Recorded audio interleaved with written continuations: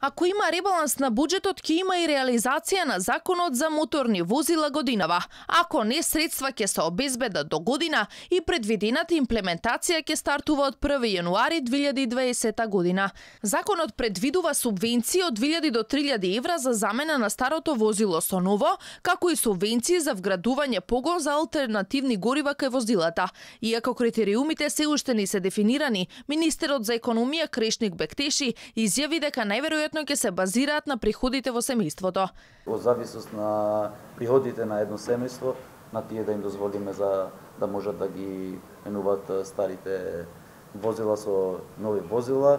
Иначе нема да има смисла ако некој купи возило од 20, 30, 40 илјади евра, а дополнително да биде субвенциониран од страна на државата.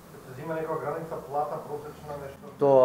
Тоа е една од опциите да се зема како граница или просечна плата или ќе го утврдиме заедно во слоб на дебатата што ќе организираме. Во законот се опфатени и воведувањето на жолти таблички на таксистите, вклучувајќи ги и постојните регуларно регистрирани. Граѓаните сами ќе одлучат дали да набават еколошка налепница, а ингеренциите за нејзино доделување ќе го имаат општините кои воедно ќе одлучуваат и дали ќе се воведува некаков сообраќаен режим ако се процени дека е потребно во однос на загаденоста. Посебни служби ќе утврдуваат кои возила ќе добиваат жолта, црвена или зелена еколошка налепница. На почетокот на септември на јавна дебата ќе се дефинираат мерките кои се веќе содржани во законот.